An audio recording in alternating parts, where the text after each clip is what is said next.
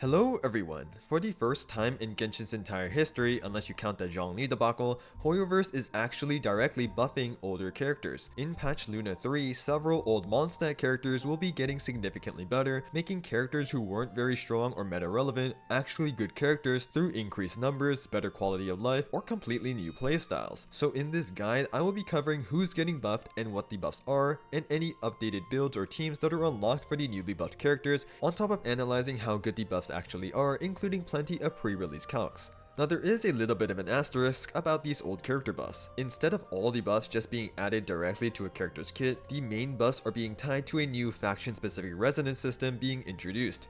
After completing special quests called Witch's Homework, certain characters can become a Hexerei character. In Luna 3, the Hexerei characters will be Durin, Venti, Klee, Albedo, Mona, Razor, Fischl, and Sucrose. More may release in the future. Similar to how having two nod-krai characters on a team will activate the Ascended Clean Moon sign that buffs nod-krai characters, when you have at least two Hexerei characters on a team, the Hexerei characters will gain specific buffs within their kit, most of which are very significant. Now, some older characters are getting buffs in their constellations that don't require two Hexerei characters to activate, but aside from Durin and Sucrose, you want to have two Hexerei characters on the team to activate the main significant buffs, so team building will be important to actually play the buffed old characters. In addition, there are some rumors of a Hexerei related DPS set releasing in a future patch, so keep that possibility in mind when I go over the updated builds.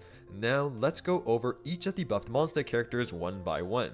First, the animal archon himself, Venti. He has long since fallen out of meta relevancy as a generic animal support, but the buffs give him a new specialized niche. With two Hexerei characters, Venti's burst will deal more damage, and if the active character triggers a swirl reaction while Venti's burst is active, that character will get 50% damage bonus. Effectively, Venti is able to buff other animal main DPSs like Xiao, Wanderer, and Chaska, as they are all able to trigger swirl themselves while on field. But on top of being an off-field support for other animal DPSs, Venti can also become an actual animal main DPS himself. With two Hexerei characters, while Venti's burst is active, his normal attacks turn into Wind Sunder arrows, which deal piercing animal damage and can extend the duration of his burst by 2 seconds. So with this playstyle, Venti's normal talent will be a priority to level. There are currently two main on-field combos I've seen. First is with 4-piece Desert Pavilion, starting with a charge attack and doing a total of 4 and 5s, dash cancelling 3 of them and ending the last one with a second skill. The second one is with 4-piece Echoes, doing a total of 8 N2s, dash cancelling them and using skill at the end of an N2 whenever it's up, being able to fit 3 skills within a burst. Of course, the 2 rotations will need to be tested in game with the buffs to verify their effectiveness. Lastly, Venti's burst is getting a big quality of life change.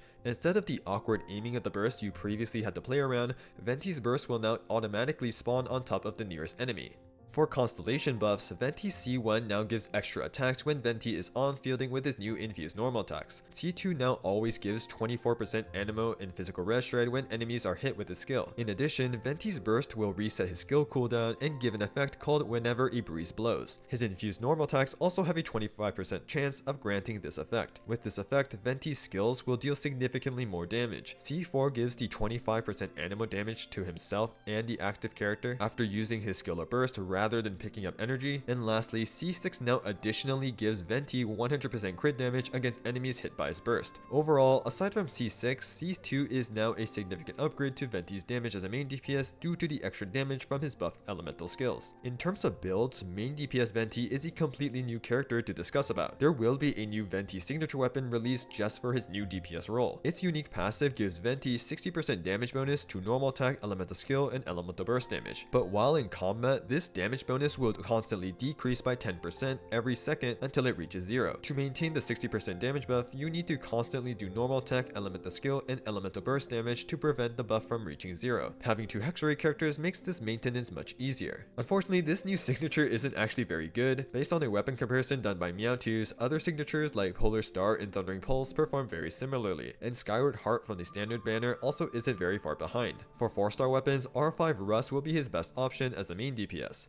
For artifact sets, main DPS Venti has two main options, 4-piece Echoes and 4-piece Desert Pavilion. Echoes is affected by ping, while Desert Pavilion requires you to do one charged attack at the start of Venti's on-field time to activate the set. Which one is better depends on the rotation, which may change after post-release testing, and how much value you actually get from Echoes or DPC's attack speed. So I would suggest picking the one that best suits your playstyle or situation. Both of the sets aren't the greatest, so if there is a new Hexerei related set, it may be the best in slot choice for DPS Venti. For main stats, standard Anemo DPS, so attack Hourglass, Anemo damage Goblet, crit Circlet, with attack and crit substats. ER shouldn't be an issue. For all field support Venti, not much has really changed. Elegy and Favonius are still strong support weapons, but you can still use a damage focused bow to maximize his off-field damage. When VV is relevant, such as for Chaska, it's still a good artifact set. But for Anemo main DPSs like Wanderer and Xiao, Venti will prefer to use sets like Noblesse and Cinder City to buff their damage. Full EM main stats is still a potential build option, but with the push to support Anemo main DPSs, and because Venti's burst is getting a damage buff,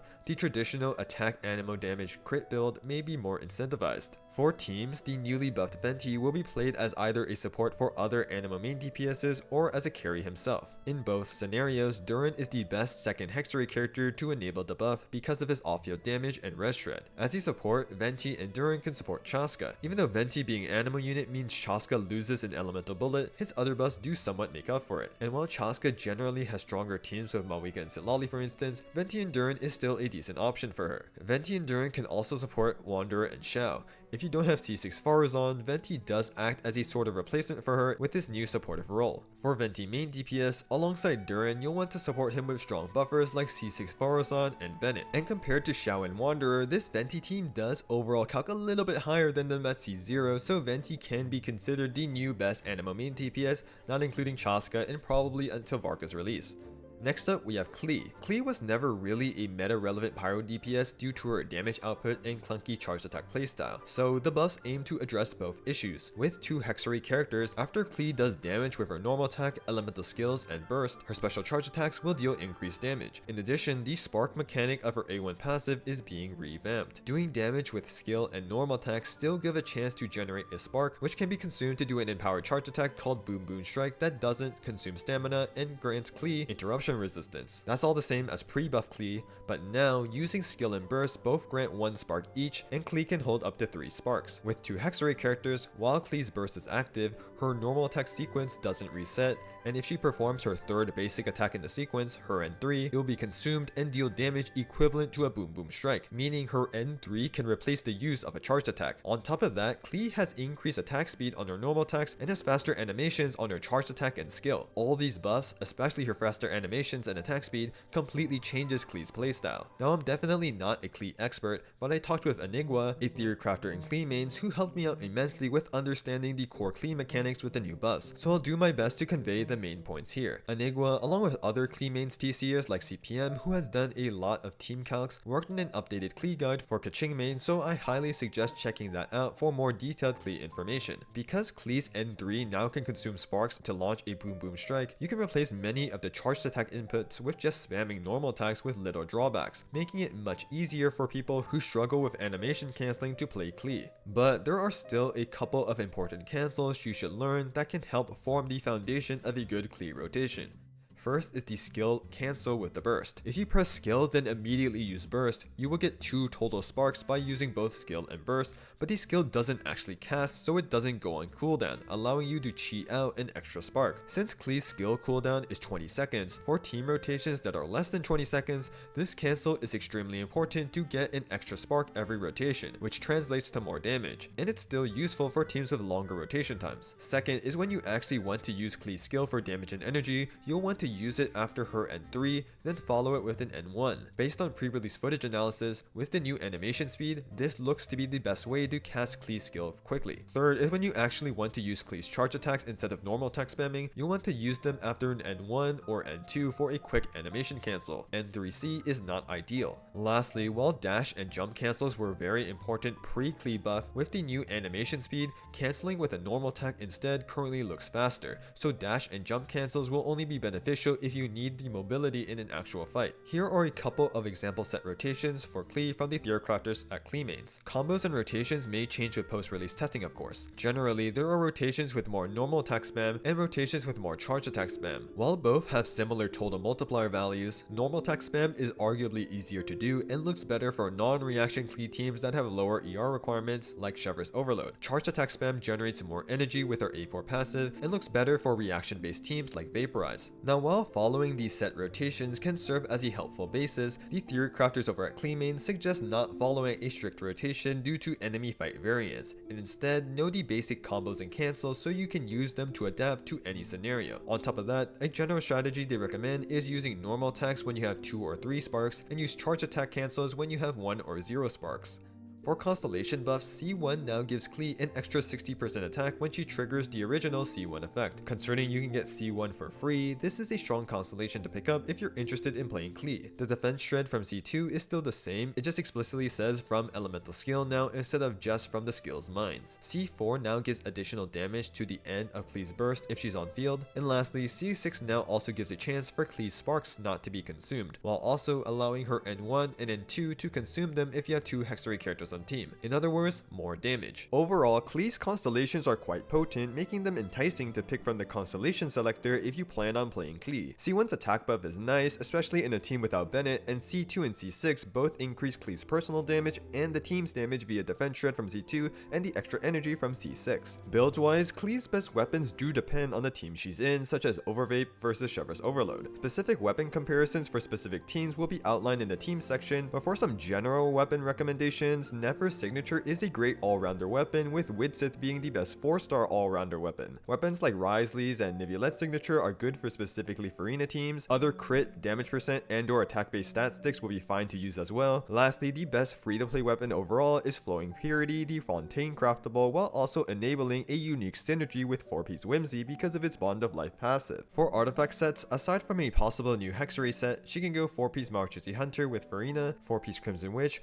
or 2-piece Pyro Damage, 2-piece Attack. In terms of more niche artifact sets, 4-piece Unfinished Reverie is good for specifically Emily Burning teams, and 4-piece Whimsy does work if you use specifically the Fontaine craftable on Klee with a low tick healer like Chevre's. For main stats, Attack Hourglass, Pyro Damage, or Attack Goblet, which one is better depends on how much damage percent buff you have on the team, and Crit Circlet. Klee's burst is important for her to use, so it is important to have enough energy recharge. ER requirements heavily depend on the team. It can be from around 120 ER to around 160 ER depending on how many other Pyro characters are on Klee's team. For teams, Klee will mainly be used as a DPS in Mono Pyro, Chevre's Overload, or Vaporized teams with a wide variety and combination of teammates. Based on early calcs from the theory crafters at KleeMains, here are the 5 best Klee teams in terms of damage. There's Chevre's Overload with Chevre's, Fischl, and Bennett as the final slot for his attack buff and extra healing, which can be helpful, though you do have to play around his circle. Another version of the Chevre's Overload team is with Chevre's, Fischl, and Durin for his off-field damage and res shred. And this team doesn't have to worry about any circle impact, but its only sustain is from Chevre's, which can make it more difficult to play. There's an Overvape team with Farina, Fischl, and Bennett taking advantage of the new Fischl buffs, and because of the electro-charged aura, Klee, even with her immense amount of Pyro, can vaporize at least some of her attacks. In a similar fashion, there's another Overvape team with Yelan, Fischl, and Anefa to take advantage of Lunar Charge, which also allows for some Klee vapes. And the shield from Anefa can be very useful for Klee. And lastly, there's a Vaporized team with Farina, Shilonen, and a newly buffed Albedo, providing off-field damage and damage buffs for Klee. Klee doesn't vape her damage here because she applies too much Pyro, but instead, she allows Farina to vape her damage instead, increasing her off-field damage. Here are the full Klee calcs done by CPM, including some other teams I didn't explicitly mention like Emily Burning. Now I do want to mention that compared with the assumptions of other theory crafters, these calcs have more favorable assumptions for Klee. As I noted in each weapon comparison, R5 Widsith performs much better here since it assumes 3 rotations and the weapon passive is active every other. So if an even number of rotations are assumed, R5 Widsith should be slightly worse than the other 5-star weapons because its passive will have overall less uptime. In addition, the Overvape team calcs assume a relatively high number of Klee vapes, but she may not get as many in practice due to how the elemental auras play out, so this is very subject to change with post-release testing. A perfect illustration of why you shouldn't compare calcs directly to other theory crafters. But nevertheless, with the buffs, Klee is a much more competent Pyro DPS damage-wise, and with C1, based on early calcs, she can be on par with Arlecchino in terms of team DPS, though I will still consider her more difficult to play optimally. Now, let's go over the buffs that Albedo received. Albedo was arguably the worst limited 5-star in the game, especially after Chiori's release because she fulfilled the same role as him, but better. But with the buffs, he's gotten a massive glow up and now looks better than Chiori. His overall kit works the same way. Put down the solar isotoma flower from his skill, then leave. But now, with 2 Hexerei characters, his skill will also generate up to 2 additional flowers called silver isotomas when his skill hits enemies. These silver isotomas don't add any extra damage instances, but they act like the main flower and will enable Albedo's regular off-field skill damage. So even if the main flower breaks, Albedo has 2 other flowers that will maintain his skill and keep regenerating if they disappear, a massive quality of life change. In addition, using Albedo's skill will give up to 12% damage bonus to the entire team, scaling off of Albedo's defense. Hexerei characters will get up to an additional 30% damage bonus. In both cases, the buffs are maxed out when Albedo has 3000 defense, and with Albedo's updated A1 passive, if any silver isotomas exist on the field, the damage of Albedo's skill gets an extra 240% defense multiplier. In order for Albedo to take advantage of his own new buffs, his skill no longer snapshots, but that isn't really much of a problem. So Albedo's getting a damage increase, an actual team buff, and quality of life, which is amazing for him. Now, based on early access content creator footage, apparently if Albedo's main flower gets destroyed, these silver isotomas will still do damage, but they don't generate geoparticles. Maybe this is just a bug, but if it is intended, even though you still get the damage, it does kinda suck for the team's energy. For constellation buffs, Albedo's C1 now additionally gives him 50% defense after he uses his skill on top of the original extra energy. Considering you can get this 3 to 4k team DPS increase for free and the extra defense helps him max his team buff, this is a pretty nice constellation to get from the selector if you plan to use Albedo. With the new C2, Albedo doesn't need to cast his burst to get the extra damage. He can just remain off field and it will do it automatically while also granting the EM buff you would have gotten if you used this burst normally. Unfortunately, however, Albedo's Fatal Blossoms, which is the extra damage that comes from his C2, has always had poor, awkward, and RNG enemy targeting, and even with the new update, this still seems to be an issue. The updated C4 allows Albedo's new silver isotoma flowers to give jump height and grant the next plunge attack increased damage, which is kind of funny, and C6 now additionally allows Albedo's burst to consume silver isotomas on the field to increase its nuke damage. So overall, Albedo doesn't have any crazy constellations, but his C1 is really nice since it reduces his ER requirements, and because it gives him extra defense, increasing his damage and helping you reach the 3000 defense needed for his new team buff from the Hexerei passive. So if you're interested in using the new buffed Albedo, getting his C1 from the selector may be a pretty good idea. Albedo's build hasn't really changed. Uraku Misagiri, Cinnabar Spindle, and the not long craftable sword are your 3 main weapon options. For artifact sets, other than the possible new Hexerei set, you can use either 4-piece Husk or 4-piece Golden Troop, with the former giving more defense and the latter giving you more damage bonus. And for stats, Defense Hourglass, Geo Damage or Defense Goblet, and Crit Circlet. Geo Damage versus Defense Goblet depends on substats and whether you already have a lot of damage percent buffs on the team. Remember that Albedo's new team buff does need 3000 defense to max it out. ER requirements depend on the team and whether you actually want to use it, mainly because of the EM buff, so some general ranges are listed here. As for teams that use debuffed Albedo, the Klee Vape team with Farina and Chilonen is a great option, which I've already covered in the Klee section. As for other teams, in order for Albedo to support other characters, he will typically be played with Durin to enable his new Hexerei buffs, making a solid sub DPS and buffing duo. For instance, they can be played in a Neuvillette team to make another new wheelchair for him. They can be paired with Navia or Ito for another solid team option for them. Albedo and Durin can work well with Wriothesley Melt teams, whether it is light form Durin focusing on Wriothesley's damage or Wriothesley driving melt damage for dark mode Durin. A double Geo core can work with Arlecchino alongside either Chiori or Chilonen. With Durin, Albedo can work well as an Emily alternative in a Kaniche team, and lastly, Albedo works very well as a buffer and sub DPS for Moalani. Next, let's talk about the final 5-star, Mona. Mona is considered overall the best standard 5-star in Genshin, though she does have some flaws such as her Omen buff duration. Mona's Hexerei buff addresses this issue. With 2 Hexerei characters, when Mona normal attacks or charge attacks an enemy affected by Omen from her burst, it will get extended by 2 seconds up to a max of 8 seconds. Previously, it lasted only for 5 seconds, so now the buff can last up to a total of 13 seconds, though with Mona's field time needed for the extension, it is a bit closer to 10 seconds max. And this is a big deal so that characters can better utilize Mona's strong burst buff. Mona will now skill burst and fit in a couple normal attacks and or a charge attack for a longer buff duration instead of just skill burst swap out. Mona can also give a small buff to one of a party member's vaporize attack after hitting an enemy with her normal or charged attacks. But on top of that, Mona's constellations are getting better to provide additional buffs for the team. With C1, on top of the normal buffs to hydro related reactions, any off-field damage that triggers these reactions will get increased buffs. C2 now also gives the team 80 EM when Mona's charge attack hits an enemy. The original extra charge attack after using a normal attack after a burst is also now helpful for Omen extension. C4 now additionally gives Hexerei characters 15% crit damage when they attack an enemy affected by Omen, and with a longer Omen duration, the original crit rate buff now has better uptime, and C6 gives even more damage to Mona's charge attacks against enemies affected by Omen, giving her a lot of potential as an on-field DPS. With Mona becoming a stronger support, getting constellations like C1, C2, and C4 using the selector can be very beneficial if you have a character that can take advantage of the Mona buffs.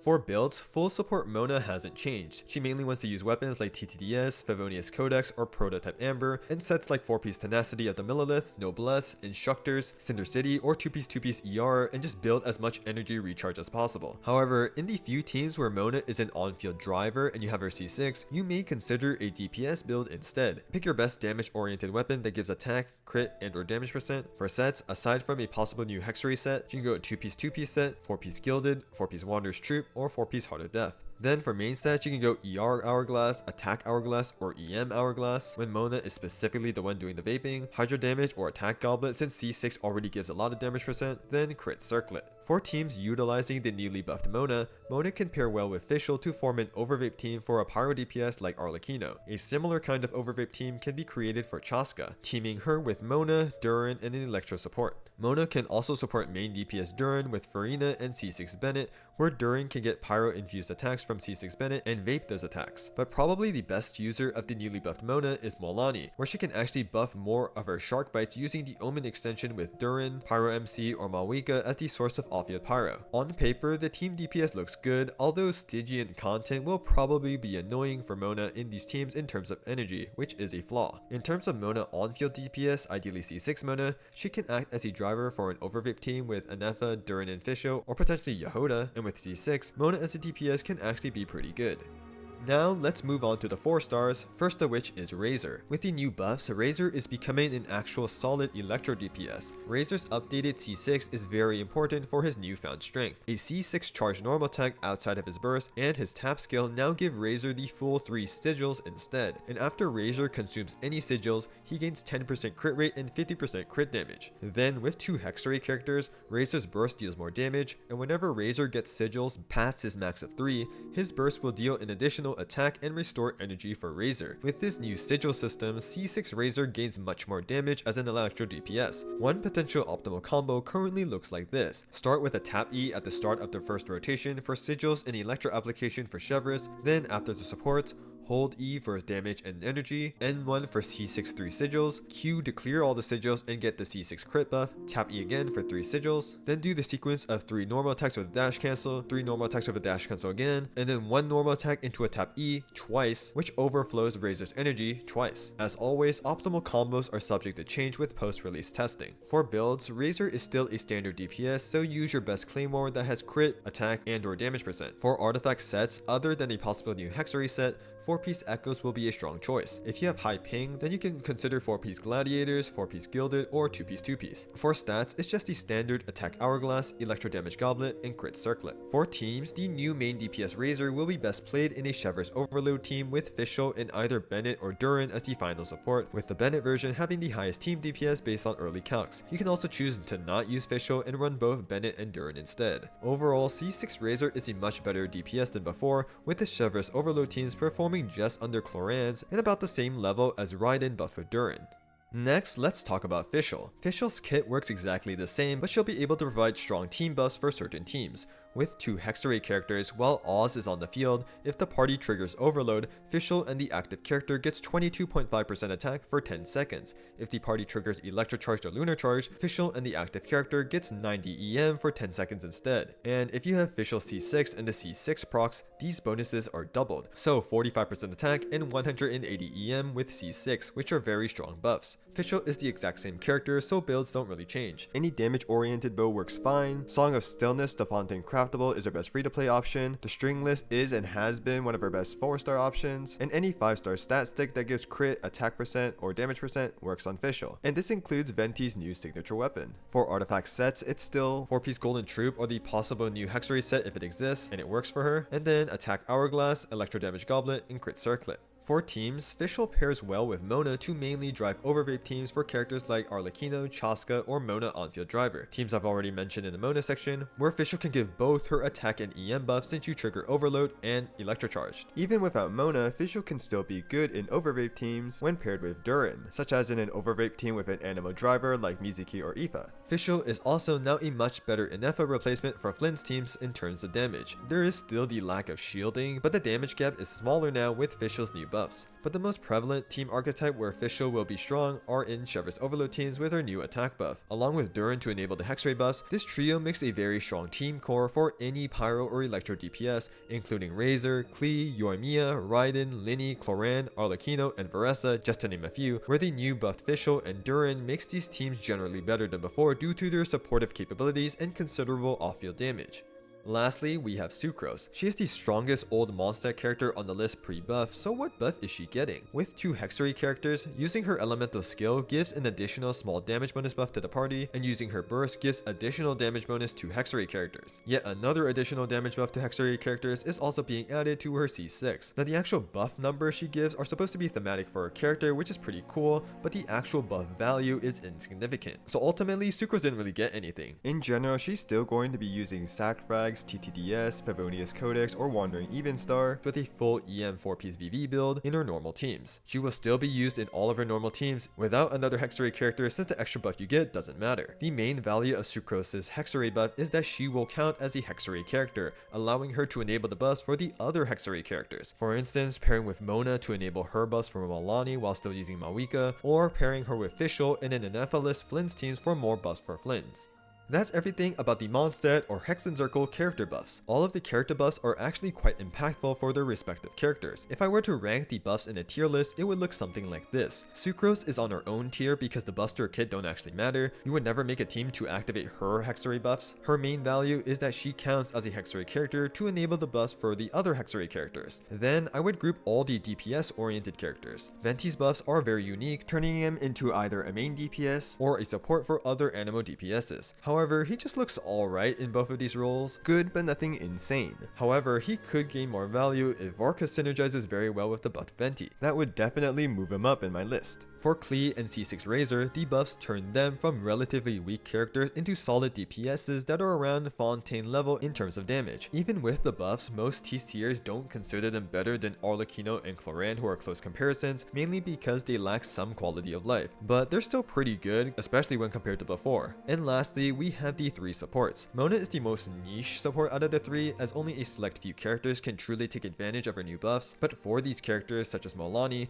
Hexerei buffed Mona is very strong, and she gets even better with constellations, even getting some solid DPS potential at C6. Lastly, we have Fischl and Albedo, who I consider got the best character buffs out of the batch. Fischl already being a good character, and further getting a significant team attack and or EM buff is amazing for her, considering she can easily fit in many Chevrus Overload, Overvape, and Electrocharge or Lunar Charge teams. And Albedo with the buffs is no longer one of the worst limited 5-stars that was power crept by Chiori, but a pretty strong sub DPS with actual team buffs, making him now better than Chiori, especially with his C1 being available for free. But of course, the big caveat is that the buffs only activate with at least 2 Hexerei characters on the team.